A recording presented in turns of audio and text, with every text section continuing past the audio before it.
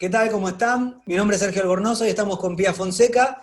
Y hoy nos acompañan dos personas que particularmente tenía muchas ganas de invitar a charlar y a reflexionar, que son Germán Gil y Miguel de Rito, dos profesores que yo tuve en la escuela, que lo que les comentaba, que para mí la diferencia que hicieron ellos con respecto a otros, pero no es por menospreciar, sino por algo que me llevo como regalo, que son dos profesores que, además de enseñarme cosas, me enseñaron a pensar. Y un poco por ese lado quizás viene la invitación de que reflexionemos con ellos algunas cosas que se nos ocurrían y que estuvimos preguntándonos con Pía.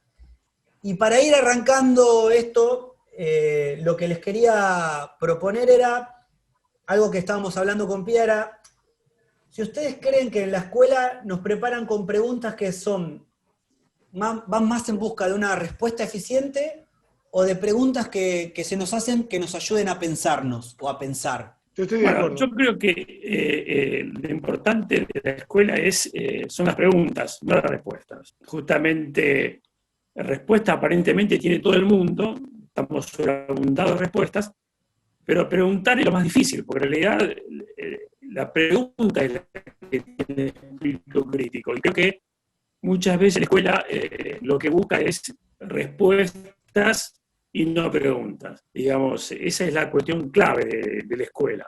Saber preguntar. Claro. Para saber preguntar, uno tiene que tener una formación o tener los conceptos claves para poder preguntar. Y eso justamente muchas veces la escuela falló, cuando lo único que hizo fue transmitir y pedir a los alumnos que repitan contenidos. Está claro que eso no forma espíritu crítico ni conciencia de ningún tipo. Creo que la cuestión pasa por ahí, saber preguntar y preguntarse. Y que la gente no hace justamente eso, preguntarse, sino repetir lo que otros dicen y aquel que dice la idea más efectiva el menor tiempo posible en un lugar público. Entonces eso convence, hay gente que se convence a pesar de escuchar a dos personas que tienen dos opiniones distintas y enfrentadas entre sí, justamente porque no tiene la capacidad para analizar esas cosas. Me parece que pasa por ahí la cuestión. Uno podría darle una vuelta más de tuerca y preguntarse, digamos, decirse o admitirse que el preguntar es un poder. Es decir, hay que poder preguntar, por lo tanto preguntar es un poder. Ese poder,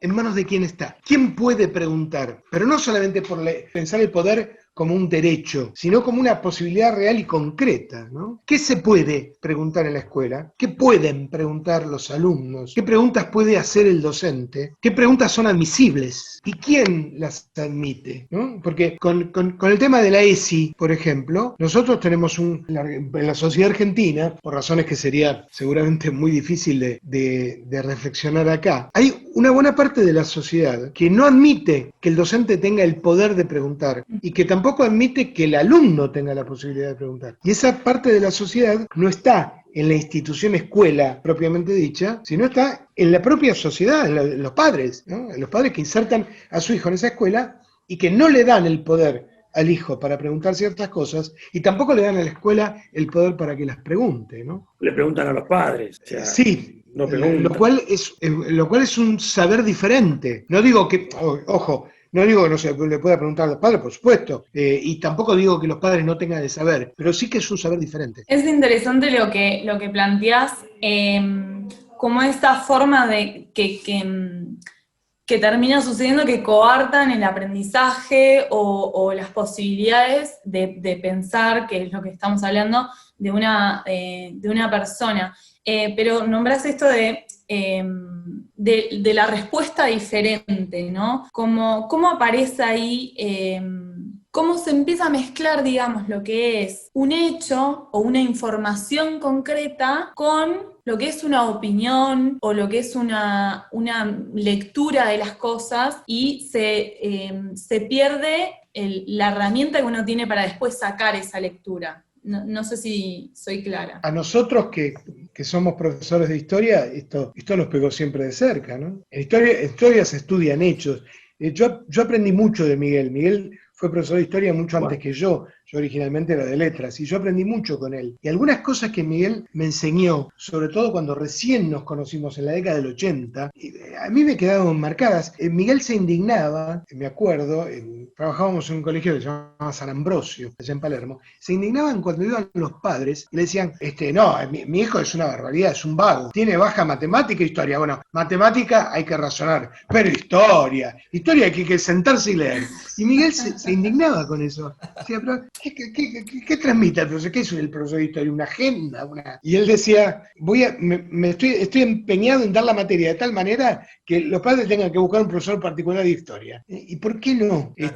¿Por qué? Porque en historia parecía que solo se enseñaban hechos. Entonces no había interpretación, no había nada para pensar, no había nada para reflexionar, no había herramientas metodológicas que requirieran cierta expertez. No, en historia había simplemente hechos que había que memorizar, nada más. Así que esto... Además está la cuestión de que mucha gente cree que habiendo sido protagonista del hecho, le da la capacidad para entender el hecho. A mí Está no me la claro contaron, que, yo la viví. Claro. claro, es un mito, es absoluto. Yo estuve, yo fui, sí, pero no significa que hayas entendido, comprendido. Hay una película que se llama Budapest 1205, donde 3 personas vieron el mismo acontecimiento en una plaza, distintas direcciones, y les quedó una imagen diferente de lo que pasaba en esa plaza.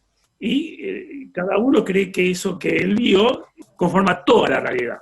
Y después está la otra cuestión, de creer que lo que me pasa a mí, yo lo puedo transferir a toda la sociedad globalmente. Como una verdad absoluta. Me acuerdo en la digamos. época de Menem, cuando me preguntaban qué opinas, todo decía a mí. No, en realidad vos tenés que salirte, descentrarte de vos mismo y mirar desde arriba, aunque eso vaya en contra de tus propios intereses, o tus ideas, tus prejuicios, cosa que por supuesto no ocurre. Y eso alimenta, ¿viste?, el prejuicio, a los opinólogos, a todos aquellos que, sin hacer la más mínima asociación, opinan sobre todo, en todo momento, en todo lugar. Estaba escuchando lo que decías,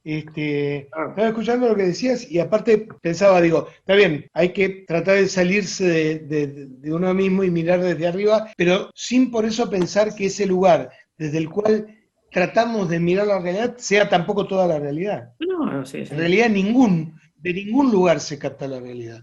Entramos en un tema difícil, el tema de la realidad, pero bueno, dale, sí, estoy de acuerdo. Me acuerdo cuando creo que fue mi último año de colegio, cuando Macri ganó las elecciones, me decía un alumno, no me acuerdo el nombre, decía, Cristina era una ladrona. Yo le dije, bueno, conocí la historia de Macri. En realidad me sorprende el voto a Macri porque Macri tiene una historia que nadie conocía. Y él me dice, no, pero pasa que Macri no me roba a mí, me contestó ese pibe. ¿Cómo puede ser que alguien sea incapaz de hacer alguna mínima correlación entre eso que me está diciendo y la realidad? ¿No? O sea, ¿por qué Cristina sí lo robó a él y Macri no? O sea, Macri roba, pero no a él. Y si roba a la nación, a él no le roba. O sea, esa asociación no la puede hacer. ¿Por qué no la puede hacer? ¿Qué es lo que le impide? Después podemos discutir el tema de Cristina. Pero ¿qué es lo que le impide a él, así como tiene una mirada crítica hacia Cristina, por qué no la tiene hacia Macri? Y eso viene un poco lo que me decía Sergio, o sea, del odio hacia ciertos sectores sociales, ¿cierto? Eso le impide ver la realidad de Macri, aparentemente ve la realidad de Cristina, pero no hace ningún tipo de relación posible. Sí, o aparentemente hay un lenguaje sobre esa realidad que él repite, ¿no? Y un otro no, digo, porque recién mencionabas, ¿cómo puede ser que la historia de Macri no la conoce? Eso es como llamativo, que... Bueno, recién hablábamos con Sergio, esa idea de que también empieza a aparecer mucho con las redes sociales, de que se empiezan a ver burbujas de realidad y empezamos a estar todos en realidades paralelas dependiendo de lo que queremos escuchar como hechos de la realidad. Claro, porque antes yo tenía esa charla con Pía, no salía de charla con Pía. Ahora yo la publico y quizás a 15 personas esa realidad mezclada con mi opinión se empieza a expandir. Y ellos la publican y se empieza a expandir, pero viene un poco de esto que estamos hablando, digo, está mezclada, digo, es algo que las redes sociales, más allá de que tener cosas buenas o malas, en ese caso la potencian. Hay una tocaya tuya, Pía, María Pía López, y generalmente es licenciada en letras, pero que tiene una pluma muy interesante y tiene un nivel de análisis político, sobre todo de política cultural, muy, muy profundo. Y Pía escribió hace cosa de 2 años una nota en página analizando el fenómeno este de los containers enterrados en la Patagonia, que estaban todos que no sé qué había dentro de esos containers, no importa, nunca quedó claro qué era lo que supuestamente había tampoco. Pero ella decía, ¿por qué la sociedad es capaz de creer una cosa tan burda? Pía ni siquiera se ponía a discutir si esto era cierto o no. En realidad no le interesaba eso. Claro. Lo que le interesaba es qué cosas hacían plausible esto, como para que por lo menos la mitad de la sociedad argentina lo creyera posible. Están buscando un container de valores enterrado en la Patagonia. Realmente parecía un chiste, ¿no? Era material para un sketch de Capusotto, pero esto aparecía en los noticieros, la gente lo veía y no se cagaba de risa de esto. Claro, se lo tomaba en serio. Entonces, ella decía, entre otras hipótesis que tiraba, dice, quizás puede hacer que lo que hace plausible esto es que le ofrece a buena parte de la sociedad una explicación para sus propias frustraciones. A mí me va mal en mi vida, me va mal en mi negocio, me va mal en el kiosquito, me va mal en el laburo, me va mal en lo que sea, pero no es culpa mía. En realidad la culpa está en otros, y esos otros se valen de estos medios. No importa que los medios sean funambulescos, una cosa realmente materialmente increíble, me ofrece una buena razón para autojustificarme, ¿no? Está bien, pero ojo con eso. Claro, como todo este proceso es un proceso subconsciente, quienes entran en esta trampa no se dan cuenta, realmente no se dan cuenta. Sí, una pequeña aclaración. Ojo con lo que decís, porque eso de que la culpa es tuya responde a una ideología determinada, liberal, individualista. O sea, vos sos pobre por culpa tuya. Sí. O sea, no estaba pensando... No creo que vos has querido decir eso, pero... No estaba pensando en eso. Estaba pensando en... No, está bien, yo me imagino. Es una aclaración que con vos no tengo necesidad de hacer. Claro, lo que algunos perciben como la causa de su fracaso, que a lo mejor no es un fracaso, a lo mejor es simplemente el funcionamiento de una sociedad, ¿no? Que la sociedad capitalista produce pobres, que la sociedad capitalista posterga, ralea, frustra. Bueno, eso no es nuevo, ¿eh? No es una culpa individual, pero no es una culpa individual de la gente, pero tampoco de otros. Sí. No, mira, una cosita. Vos dijiste que hay otros sectores sociales que consideran lo siguiente. Cuando a ellos les va bien, es por su esfuerzo. Cuando les va mal, es culpa de otros. Esa es la cuestión clave. Nunca pueden hacer la relación entre un proyecto político que ellos no votaron a lo mejor, pero que en realidad está creando las condiciones para que él le vaya bien. Nunca la clase media estuvo mejor, entre comillas, que durante los peronismos, digamos. Siempre poniendo comillas porque esto requiere algún análisis, pero de todas maneras, a ver, yo recuerdo a mi mamá, inmigrante italiana, que apenas terminó la primaria, que siempre criticaba el peronismo, no al peronismo políticamente hablando. ¿Por qué? Porque ella decía, todo lo que yo tengo es fruto de mi esfuerzo. Estos otros, lo que tienen no es fruto de su esfuerzo. Lo que no puede pensar es esto. Lo que yo tengo es fruto de mi esfuerzo, pero también es fruto de un modelo determinado. O sea, cuando le va bien, es fruto de su esfuerzo. Cuando le va mal, la culpa la tienen aquellos en que después va a poner la bronca o el odio o lo que fuese. Yo creo, perdón, está bueno lo que dicen porque vuelvo y también lo tiro un poco para lo que hacemos nosotros. Y es como volver al comienzo de la charla. Nosotros damos clases, ¿no? De actuación. Y un actor viene y tiene que leer un texto. Nosotros tenemos bien en claro que el texto no es la escena. El texto no solamente, la escena es las condiciones que hay más el texto. Ahora, a la hora que ese actor que recién empieza viene a leer el texto, lo lee, se lo aprende de memoria y simplemente lo dice. Se pone en lo que nosotros llamamos una situación de examen, lo cual deja de ser una escena. Esto, a mi forma de ver, ¿por qué pasa? Porque es la única manera que tiene de poder incorporar eso, leerlo, ponerse en una situación de examen, que encima una situación de examen es súper tensa para ellos, porque están cruzados por una evaluación de una nota. ¿A qué voy con esto? Que después no me extraña que mucha gente lea algo, lo memorice y lo repita, porque es algo que en algún punto estamos formados así. Digo, durante muchas cosas, por eso me parece que algo de la base de por qué yo quería juntarnos con ustedes para charlar es porque tengo los recuerdos que tengo, también porque lo experimenté, porque las materias que crucé con ustedes, después las tuve en el CBC y en base a cosas que entendí 4 años después las pude aplicar.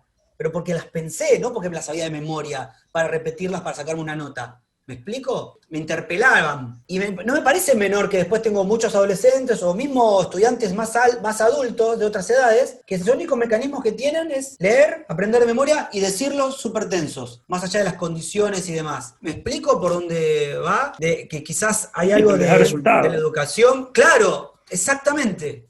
Lo que pasa es que esa incorporación es un proceso que no todos los pibes pueden hacer, pero no por capacidad intelectual, sino porque esas incorporaciones a veces implican tomas de conciencia sumamente dolorosas. Son tomas de conciencia de cómo vos te insertás en el mundo, te insertás en la historia, te insertás en el mundo político, te insertás en tu entorno biológico, en tu entorno ecológico, y a lo mejor esas inserciones te demandan una deconstrucción propia completa. Yo vuelvo a insistir con el caso de la ESI, porque me parece un caso paradigmático en este aspecto. De la ESI, buena parte de la sociedad sabe poco y nada. En realidad, mucha gente no tiene idea de qué se hace en los espacios pedagógicos de la ESI.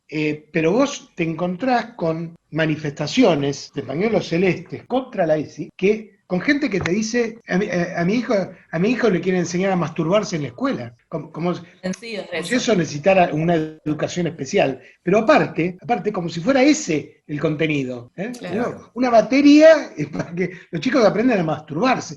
Una cosa demencial. Una simplificación. ¿Esto por qué? Esto porque implica que el chico se inserte en una realidad vital que contrapone el modelo paterno, el modelo materno, contrapone el modelo de una parte de la sociedad que cree vivir la sexualidad de una determinada manera y que no acepta la posibilidad de que existan otras. A ver, no sé, Miguel, ¿qué pensás? No, está bien, en este tema que acabas de mencionar, estoy de acuerdo. Creo que crear estos fantasmas son creados a propósito justamente para generar desconfianza y frenar cualquier tipo de reforma o avance, eso está claro. Eso no me cabe la menor duda. Pero volviendo un poco a lo que planteaba Sergio, interesante el ejemplo que él da, ¿no? ¿Por qué? ¿Qué le pasa al actor cuando va del examen? O sea, lo que me plantea es que en realidad lo que al repetir el texto es lo que está dejando de ser actor. Ya no es más actor. Si es incapaz de generar esa especie de empatía entre el texto y la escena, claramente se olvida de ser actor y lo que busca simplemente es decir el texto. ¿Por qué ocurre eso? No sé, vos, Sergio, ¿a qué hacia la incapacidad de comprender el texto, de profundizarlo, por ejemplo, su capital cultural es... Te pongo un ejemplo que los va a reinvolucrar. Tienen que hacer una escena y de repente la escena dice Wisconsin. Estamos acá en Wisconsin. Ambos, o todo hablada en neutro. No tienen la capacidad de entender que eso ya es raro. Digo, yo leo eso y yo digo, es raro. Entonces, en lugar de decir Wisconsin, digo Boedo. Me doy ese permiso para entender, para poder... Digo, no, se saltean esa comprensión que sería básica. Que yo sé que estoy en Boedo, digo, ustedes me van a estar viendo, voy a repetir Wisconsin. ¿Qué dice Wisconsin? Es raro, hasta suena raro. No se toma ni siquiera ese segundo de este ejemplo pavo que pongo, pero digo porque esto hace años, muchos años que por suerte estamos dando clase, y se repite, pero tiene vinculado a lo que dice Miguel. Están buscando un resultado, vivimos buscando un resultado, y quizás tiene mucho que ver esto que es... Bueno, lo memorizo, lo digo bien y algo va a pasar, va a estar bueno. Y no pasa nada, porque dejan de ser actores cuando se ponen en esa situación de examen, tal cual decís. Sergio, sí. ¿Sabés que hace unos cuantos años, allá por la década del 90, principio de la década del 90, tuve un grupo de alumnos en un colegio armenio, que en primer año estuvimos leyendo algunas escenas de una obra de teatro, ¿no? De las de Barranco. Pero leyéndolas así, moviéndonos un poco. Y los chicos se entusiasmaron y dijeron, ¿por qué no hacemos teatro? Digo, bueno, chicos, estábamos en noviembre, el año que viene hablamos. Yo digo, bueno, va a pasar enero, febrero, cuando vuelvan en marzo ni se van a acordar. ¿Para qué? Cuando entré el primer día de clase, en marzo, le dije, ¿cuándo empezamos con teatro? Y bueno, hicimos teatro con ese grupo desde segundo hasta quinto año. Presentamos un montón de obras en la escuela, llevamos una obra al Santa Catalina, presentamos otra obra en el Teatro Municipal de Balcarce, bueno, varias cosas, ¿no? Y la última obra que hicimos fue una obra de Tito Cosa que se llamaba El Tío Loco. En El Tío Loco hay un personaje que es un alemán, y nadie le entiende al alemán, ¿no? El alemán es un compañero de borracheras justamente del Tío Loco, y el alemán habla en alemán y nadie le entiende.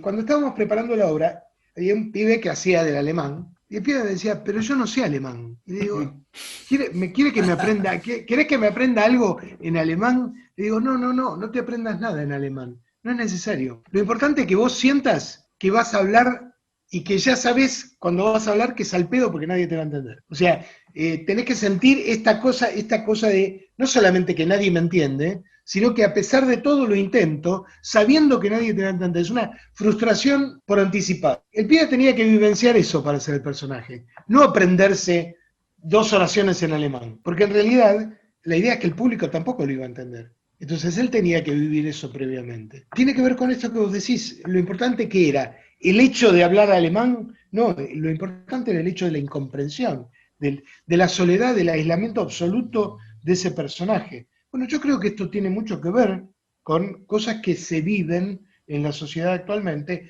y frente a estos hechos, mucha gente se refugia en un libreto conocido, en repetir lo que escuchó por ahí, y que además se supone que puede reinsertarlo en cierto fragmento de la realidad, como para que no quedar demasiado aislado, ¿no? Sí, tal cual. Estaba pensando, ¿no? Porque pensaba también en esto que decía recién con respecto a repetir las cosas, y como vos decís que tendemos a repetir las cosas, y también a la exigencia y a las notas y un par de cosas que nos pasan. ¿Por qué vuelvo a esto? Y vuelvo a ponerlo en el contexto de lo que nosotros vivimos con estudiantes de actuación.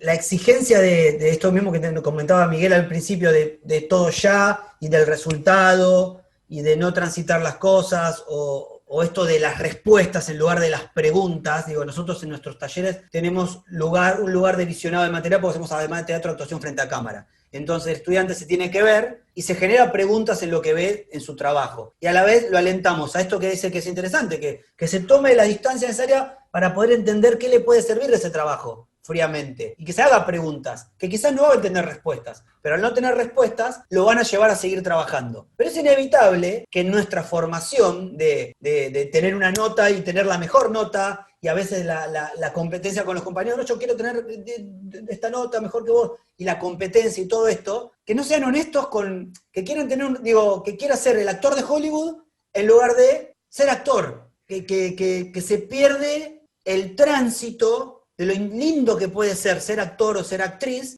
en lugar de querer ser el actor de Hollywood. ¿Me explico? Y yo creo que eso tiene mucho que ver con algo que mamamos, que yo también mamé, pero por suerte a veces trato de luchar contra eso, que lo mamamos en la escuela. ¿Me explico? No sé si no soy muy vueltero para llegar a lo... Hay una cosa que estaba pensando hace un ratito. No decidimos ser solamente docentes, quiero decir, sino que el docente tiene que estar de alguna manera parado sobre un proyecto determinado. O sea, vos, cuando haces docencia, haces política, en el sentido amplio del término. O sea, no vas simplemente a, entre comillas, transmitir conocimientos, sino que te paras frente a la realidad y frente al mundo de manera determinada. Eso le va a dar sentido a lo que haces. Entonces, si no le encontrás sentido a lo que haces, y ese sentido tiene que ser un sentido crítico, comprometido, humanista, es una cáscara vacía, digamos. Puede ser técnicamente una persona excelente. Yo siempre decía, 2 más 2 es tan políticamente complejo como la Revolución de Mayo. Uh-huh. ¿Sí? ¿Cómo? ¿Sí? Sí, también eso. no es, o sea, pues siempre decía, el profesor de historia a veces me tiraba la bronca por hacer política, perdón, todos hacen política, el de química también hace política, no jodamos con esa afirmación ridícula, porque la misma selección de contenido, los mismos planteos que haces, las mismas preguntas que haces, tienen contenido político, no hablo de contenido partidario, contenido político en el sentido de mirar la realidad tratando de alguna suerte de comprensión, digamos, de ver cómo funciona esa realidad. Entonces, para el actor supongo que es lo mismo, ¿viste? La selección de textos, cómo se para él frente a la realidad es lo que va de alguna manera a darle contenido a su forma de actuar. Si no, será un actor, digamos, más.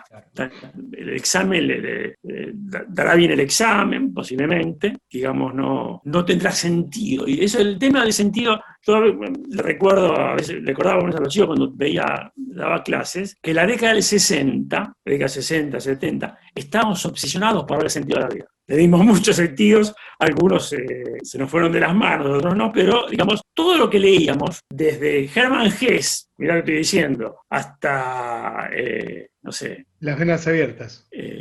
Las venas abiertas, o a Fanon, todo lo que leíamos tenía como objetivo buscarle sentido a la vida. Yo decía, salía el tema, tener casa, tener esposa, tener hijos, tener coche, sí, pero hay mucho más que eso, mucho más que eso. Entonces, creo que Feynman tiene dos novelas muy buenas, La crítica de las armas y La estrella de la razón, justamente donde comenta esta cuestión, ¿no es cierto? Cuando se pregunta cuál es la función del filósofo, es preguntar. El filósofo no busca certezas, en cuanto tiene una certeza, se terminó la filosofía. Deja de ser filósofo. En el texto de Feynman.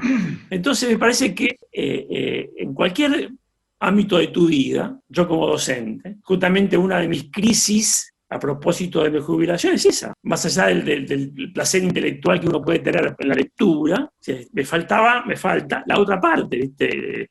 O sea, puedo dedicarme a actividad política, pero yo hacía mucho hincapié en la selección de texto. No sé si vos te acordás, Sergio, una técnica que yo tenía, ¿te acordás la técnica de hacer preguntas? No sé si te tocó a vos eso. Creo que sí, sí. Bueno, ¿te acordás cuáles eran las consignas? ¿Te No, recuerdo alguna? Sí, por No favor. preguntar, ¿cómo era? No preguntar cómo, No preguntar con quién, dónde y cuándo. ¿Con quién, dónde, cuándo? No preguntar con quién, dónde y cuándo. Utilizar las palabras del texto para preguntar. Las preguntas no podían tener subordinadas, esto y aquello. Y debía ser preguntas que el alumno debía responder seleccionando información de distintas partes del texto. O sea, no podía ser una pregunta cuya respuesta sea la transcripción de un párrafo. O sea, agarrar un párrafo y darlo vuelta. Por ejemplo, San Martín cruzó la Vía de los Andes en un caballo. ¿Cómo cruzó San Martín la Vía de los Andes? O sea, dar vuelta a la oración y que la respuesta sea... Esa era la idea, ¿cierto? Y les costaba muchísimo. O sea, lloraban porque no podían hacer las preguntas. Estoy yendo a hacer preguntas. Y los profesores también les cuesta hacer preguntas. Cuando nosotros evaluamos, yo siempre decía a los chicos, odio al docente cuya consigna sea, escriban todo lo que saben. Me acuerdo porque un profesor mío en la secundaria me lo dijo, ¿cómo puede hacer esa pregunta? No es una pregunta tampoco, esa consigna. La idea de un planteo, o sea, eso es una cáscara vacía, sos una cáscara vacía, digamos, ¿no? Ustedes deben decir, bueno, no todo el mundo tiene que buscar el sentido de la vida. Yo creo que sí, digamos. ¿Cómo? Me gustaría como preguntarles, ¿cómo creen que el arte posibilita o amplía esas preguntas? O si creen que el arte da ese lugar. Sí, absolutamente. A ver, yo me paro frente a una hoja pentagramada en blanco, o frente a un lienzo en blanco, o en un escenario, o frente a una pila de hojas así, y me pregunto qué puedo hacer. Me estoy preguntando es la pregunta por el poder, ¿no? ¿Qué puedo hacer? Y el qué puedo hacer no es solamente qué puedo hacer con esto, ¿no? Cuando yo le decía a los chicos, si ustedes escribieran una novela alguna vez, van a tener una pila así de hojas, y esas hojas van a estar todas en blanco.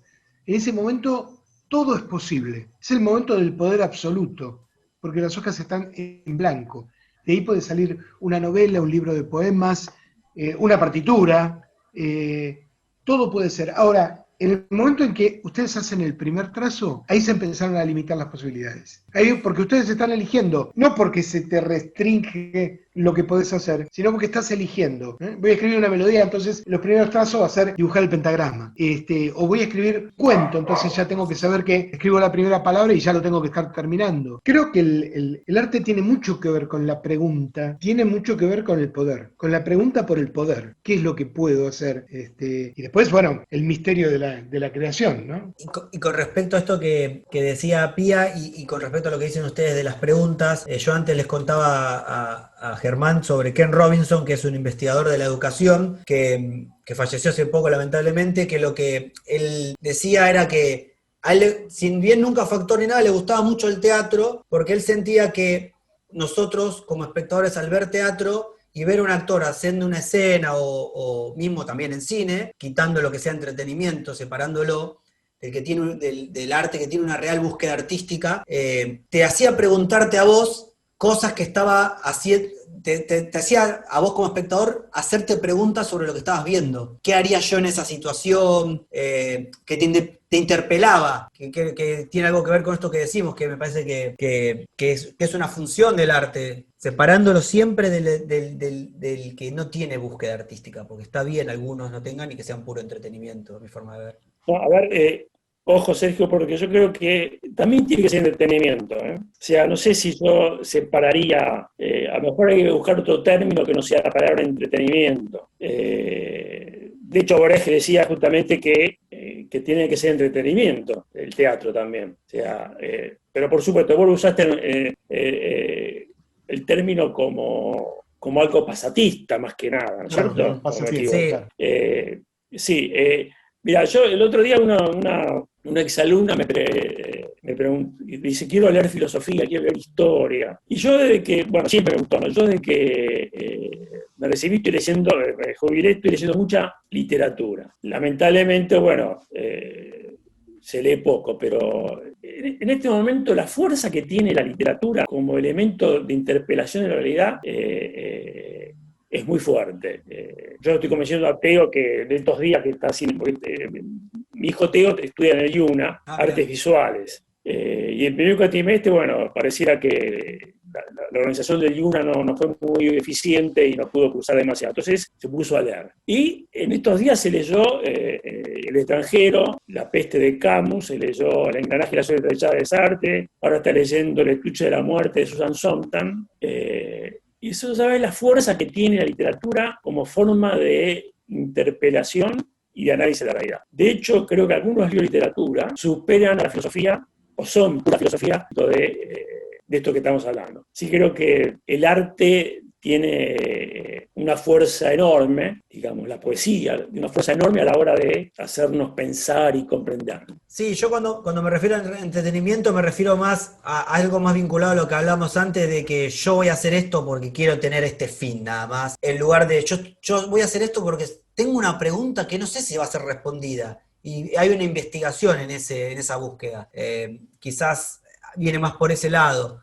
Digo, porque claramente hay cosas que están pensadas directamente que no tienen búsqueda. Digo, vamos a hacer esto, pum, para que resulte esto. Después resultará o no, pero no sé cuánta espacio a la investigación hay, espacio a que cabe una pregunta hay en eso. Quizás a eso me refería. No te entendí bien lo de la pregunta. ¿Cómo es? Por ejemplo, yo me he cruzado, que poner ejemplos, pero me he cruzado con gente que voy a hacer esta obra para que me dé tal beneficio nada más. No porque a mí quiero hacer esta obra, porque hay algo que me mueve a hacerle, le digo, che, Pía, veamos esto, no sé qué, pero hagámoslo.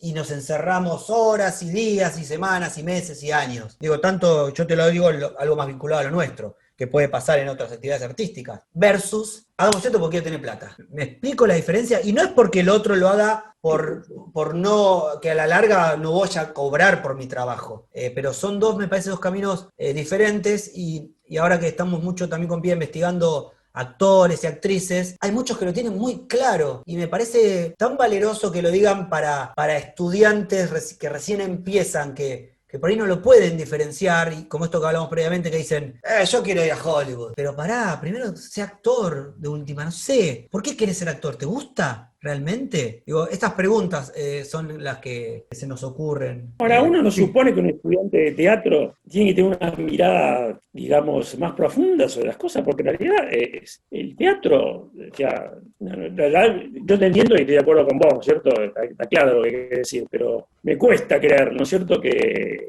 un actor simplemente se dedique al teatro porque tiene un objetivo de éxito o de taquilla y ni siquiera reflexiona a propósito de la obra que está Hay muchos. poniendo. Somos Pero- llenos. Está lleno. Pero hay, Miguel, mira, y en todas las artes hay tipos o personas especialmente dotadas para la práctica de un arte, que lo descubran, y a lo mejor no necesitan profundizar demasiado en lo que están haciendo, no necesitan esa reflexión sobre la praxis, porque lo que hacen lo hacen tan bien, y digamos, con lo que hacen ganan un determinado mercado, que jamás se ¿Es propusieron. indiferente cualquier obra de teatro? Mira, yo conozco, cuando estaba muy metido en el piano, me fue dado conocer dos tipos de pianistas. Pianistas como Nikita Magalov, que era un superdotado, pero que si al tipo le pagaban, tocaba la Marsellesa, le daba lo mismo, ¿no? Y después había tipos profundamente comprometidos con lo que estaban haciendo, como Witold Malkusinski bueno, en nuestro medio Antonio de Raco, que eran tipos que dejaban el alma arriba del piano y a lo mejor no estaban tan dotados como Magalov, pero Magalov no necesitaba reflexionar sobre su praxis porque era una máquina de tocar. El tipo tocaba, le pagaban y maravillaba a buena parte del público. Otra parte no nos dejábamos engrupir porque sabíamos que estaba moviendo los dedos nada más, que no ponía nada en el teclado. Pero en ese sentido, a veces el muy dotado no necesita reflexionar sobre lo que hace, reflexionar sobre su praxis o, como decía Sergio, buscar motivaciones especiales para decir, quiero hacer esta obra, quiero acceder a tal personaje, ¿no? Cuando yo te contaba que hice teatro con mis alumnos, esta obra, y nadie recuerda de Federico Chopin, de Cosa, hay un personaje que es el novio de la hermana mayor, ahora no me acuerdo cómo se llama, y el tipo es un anarquista que toca la trompeta, ¿no? Y que se va por el mundo, en 1945 se va a hacer la revolución Alemania, ¿no? Y después anda por Vietnam, y después anda por Corea, y un día en esas vueltas porque el tipo es un vagabundo que está buscando ver dónde va a estallar la revolución, y un día aparece en Villa del Parque, ¿no? Y llega a Villa del Parque y dice, este tren me lleva a Hurlingham, porque me dijeron que en Hurlingham las masas están alzadas y que en cualquier momento estalla la revolución en Hurlingham. Ese personaje a mí me pareció siempre maravilloso y si hubiera sido actor profesional, hubiera aspirado a poder interpretarlo. Pero es un personaje muy difícil, porque el tipo tiene que cambiar, tiene que pasar de ser un joven de 20 años a ser un viejo decrépito de 80. Pero eso en un segundo, ¿no? Y eso yo no, como actor no estaba capacitado para hacerlo. Si hubiera sido actor, no sé, una de las metas de mi profesionalidad hubiera sido llegar a poder personificar ese personaje que cambiaba de edad de un momento a otro, ¿no? Como el viejo criado podrías hacer el viejo criado. Oh, el viejo criado, qué obra hermosa. Yo quería como decir que sí, lo hay y entiendo que hay gente que o se dedica al el entretenimiento, como lo planteaba Sergio, o a una forma que se establece del arte medio hegemónico y discursivo de una manera. Lo hay porque si no, no aparecerían las vanguardias que después aparecen para romper, para que aparezca algo nuevo. Digo, estamos rodeados en algún punto de eso, y recién que me ponía como a pensar, bueno, a veces el arte se mete con el lugar vacío, se hace preguntas y se mete en ese lugar vacío y no para dar una respuesta, pero sí para generar una cierta conciencia. No sé, mientras quizás en la pintura se hacía mucho retrato y no sé qué, también se hizo, o por poner así un ejemplo rápido, Quinquela empezó a representar al trabajo de los inmigrantes en el puerto. Entonces, y no sé, me parece que hay una forma en la que el arte se vincula más con la ideología o con la idea de generar conciencia que con accionar concretamente. Genera conciencia, genera la posibilidad de pensar, pero no genera la revolución, no sé cómo explicarlo. No, Sí, a ver, está bien, no tiene que generarla. La revolución es también producto de la voluntad general, ¿no? Sea lo que fuera eso, Miguel. No me voy a meter con el tema de la voluntad general, ¿eh? No me voy a meter a discutir a Rousseau ahora. no, pero Si querés lo está discutimos claro en otro que, momento. sí, es como decir, se calla el cantor, el obrero del puerto se persigna. Cuando Guaraní salió a defenderlo a Seineldín, en el partido comunista decían, si se calla el cantor no pasa nada. No, pero volviendo a lo que decía Pia, es cierto que en ciertos momentos claves la irrupción de vanguardias provoca una especie de ruptura que permite el desarrollo de fuerzas o de perspectivas distintas. Eso me parece que es así, digamos. Ahora se me ocurre el surrealismo, por mencionar a una corriente de principio del siglo XX. Las vanguardias rompen y al romper permiten un cierto desacomodamiento, cierta situación de incomodidad, pero por supuesto hablando siempre de ciertos niveles de élites, ¿no? No tan populares, pero bueno. O para poner un ejemplo que por ahí es inesperado, el efecto que causó la arquitectura catedralicia gótica en la Edad Media. Uf, por ejemplo, sí. Y que eso es un impacto de masas, porque en esa época todo el mundo va a misa. A lo mejor no todo el mundo tiene una catedral gótica cerca, ¿no? Pero cuando estuve en Sevilla, fui a la catedral. La catedral de Sevilla es una cosa impresionante, ¿no? Con todo respeto de los que opinan lo contrario, a mí me parece que a Notre Dame le pasa el felpudo varias veces. Y en la catedral de Sevilla hay un órgano, me quedo mirando un órgano que el tubo más chico tiene 1 metro de diámetro, el tubo más finito, ¿no? Es una cosa impresionante. Le digo a Tere, mirá, Tere es mi compañera, Tere, mirá el órgano, mirá lo que es, mirá. Y ella me tiraba del brazo y decía, no, pero mirá, ¿pero qué querés que mire? Que allá hay otro. Tienen uno de cada lado. Entonces vos imaginate campesino del siglo XIII que un día por alguna razón tiene que acercarse a la ciudad y como es domingo va a misa y en la misa le toca la misa de Nochebuena, la misa de Navidad o la misa de Resurrección y están los dos órganos y ese edificio y ¿cómo se llaman? El retablo con toda la historia bíblica, un retablo que es desde el techo hasta abajo, todo de oro, ¿no?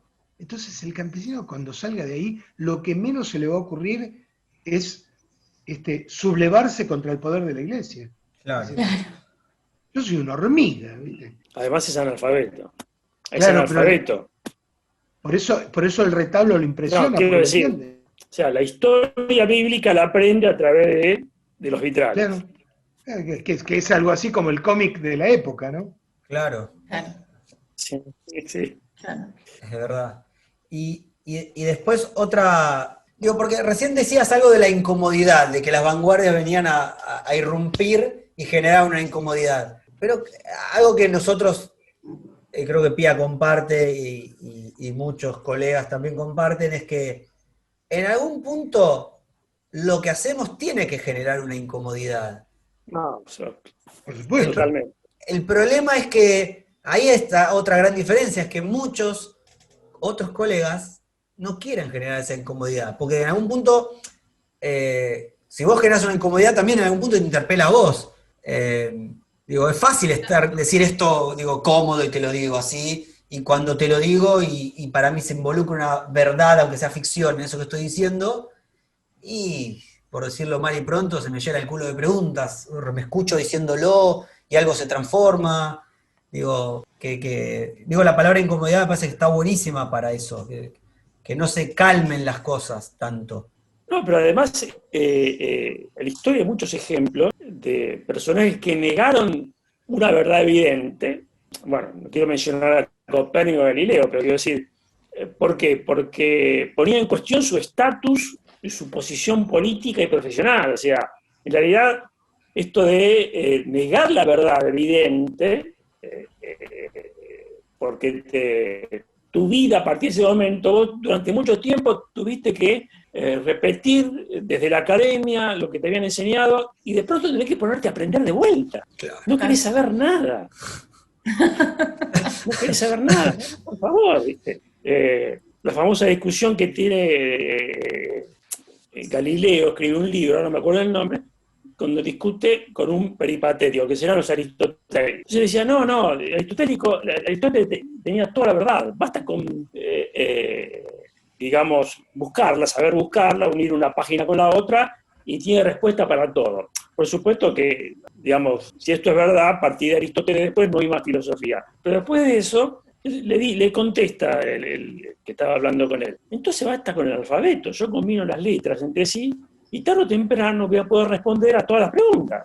O sea, digamos, ese es el cuento de la biblioteca de Babel, de Borges. Escúchame, conocer una verdad y aceptarla, primero tiene que estar dispuesto, y después te va a obligar a cambiar, vas a tener que cambiar, y no querés cambiar, dejémosle joder, no querés cambiar porque desde lo económico hasta tu posición, emocional, tus cargos, todo queda en cuestión, digamos, no lo que tuviste aceptando durante muchos años, de pronto el paradigma cambió y vos quedaste colgando en el vacío. ¿Qué haces? No, bueno, el extremo es a ese otro lo voy a matar, ¿viste? No lo quiero ni ver. Ahora, yo me pregunto, Me voy a comprar, ¿no?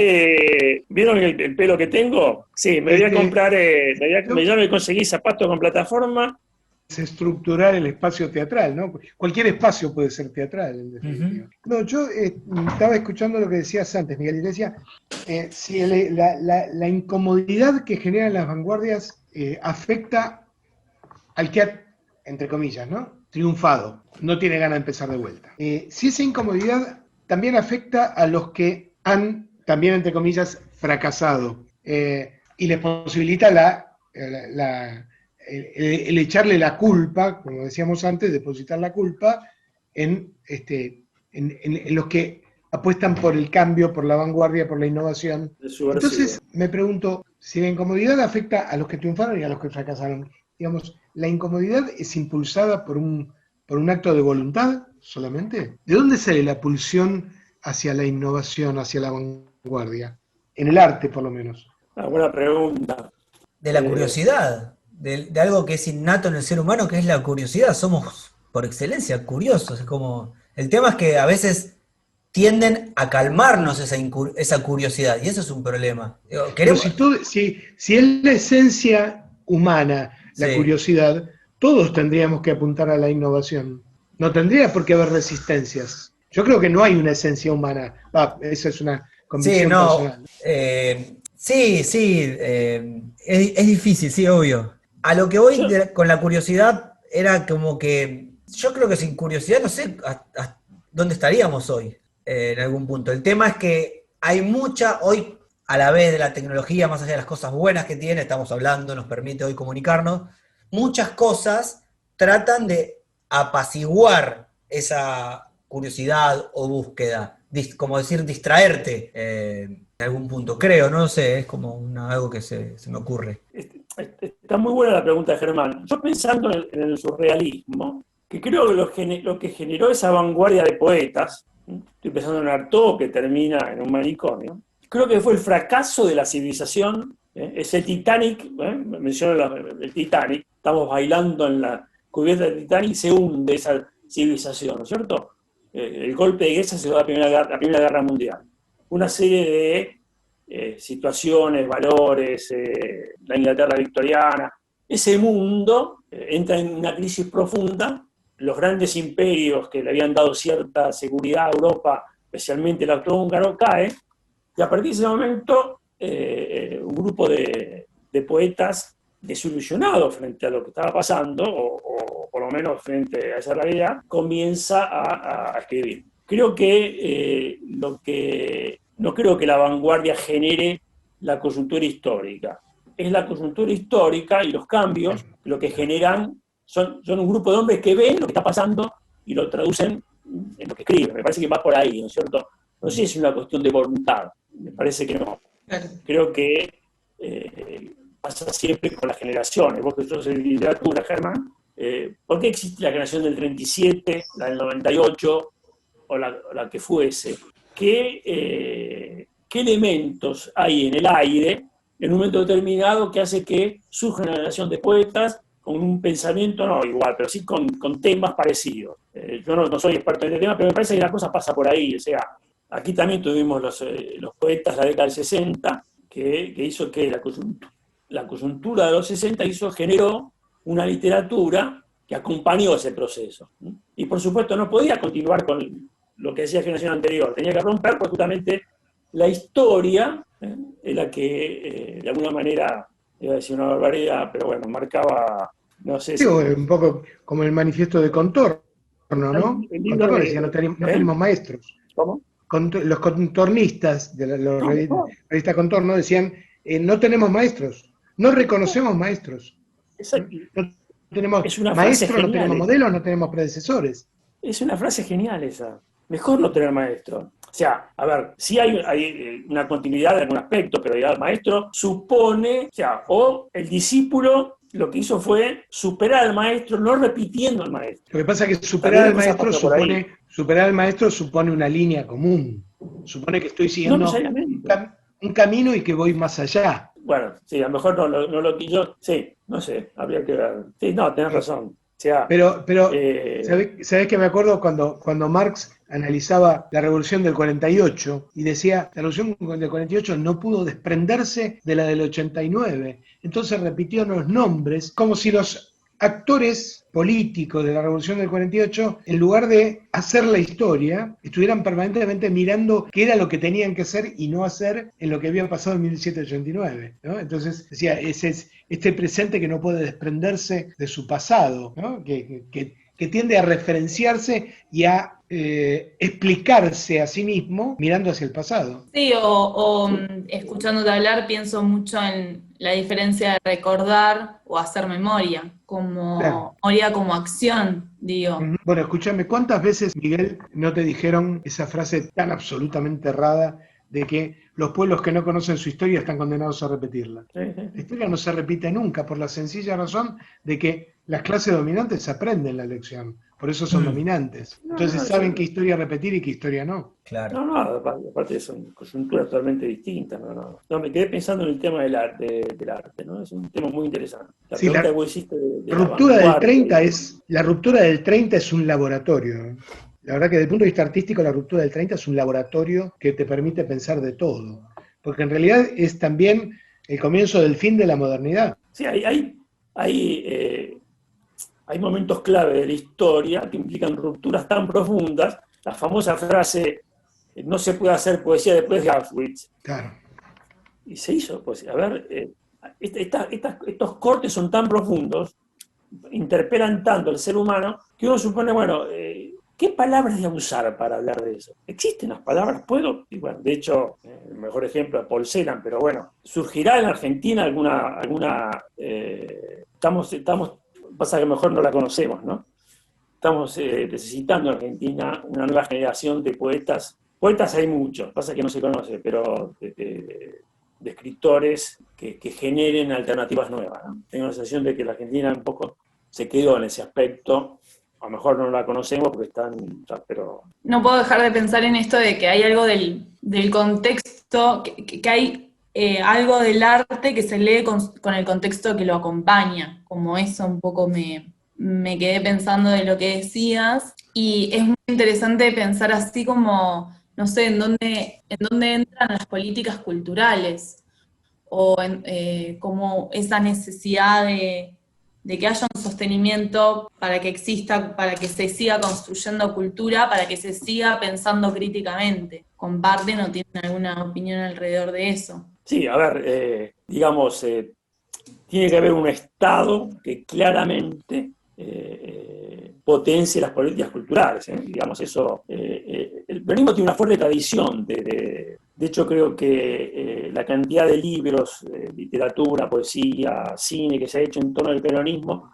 Yo acá mismo, yo vivo en Banfield, ¿no? Y vivo justo enfrente de un centro cultural llamado El Seibo, que generó la municipalidad de Loma de Zamora. Entonces, creo que dejar que las políticas culturales solamente las diseñe el mercado en función de sus intereses, me parece que es terrible.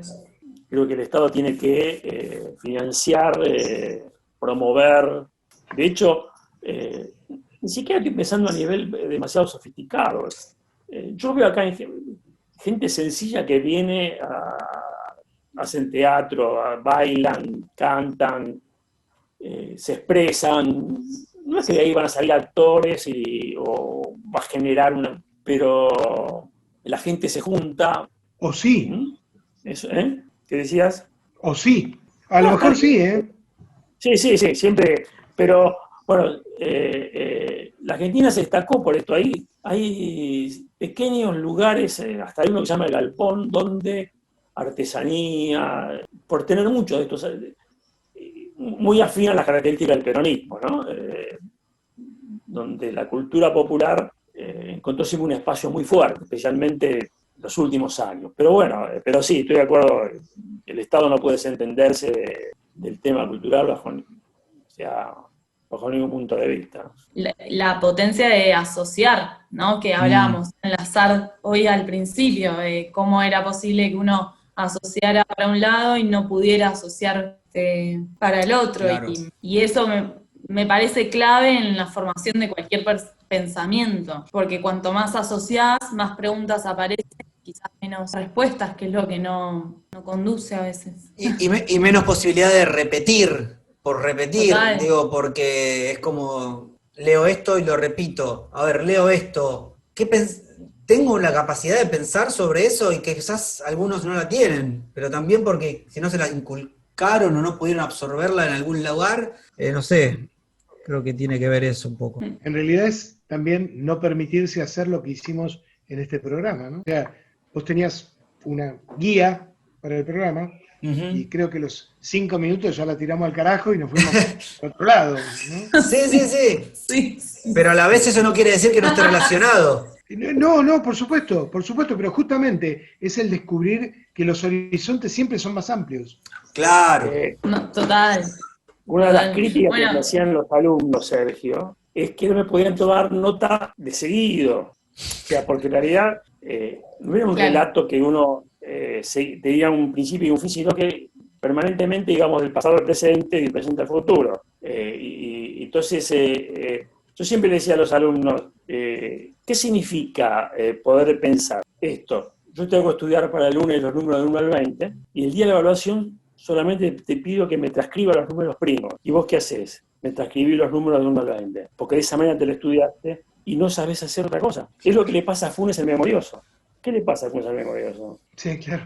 Él dice, es un vaciadero de basura a mi mente. O sea, conoce a todos los gatos, a todas las nubes, a todos los árboles, pero no conoce el concepto gato, el concepto nube y el concepto árbol. Entonces no puede pensar. ¿Y por qué no puede pensar a pesar de que tiene tanta información? ¿Y por qué no puede relacionar la información? No puede sacar los denominadores comunes. Y si no puedes hacer eso... Bueno, la memoria de Funes es la biblioteca de Babel. Es Internet. Los libros es una biblioteca que abarca todo el universo.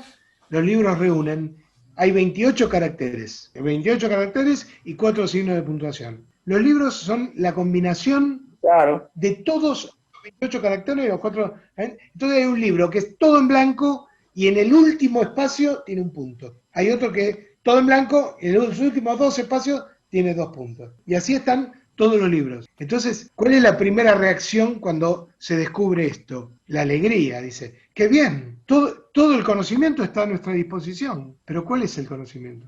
Bueno, un abrazo grande, muchísimas gracias, de verdad. Para vos. Gracias a vos por invitarnos. Pía, mucho gusto en conocerte. Igualmente, Pía. Igual, encantada. Muchas gracias. Chao, abrazo, gracias.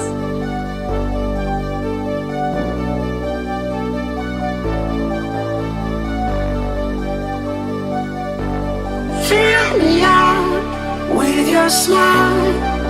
Now the sunshine brings the light.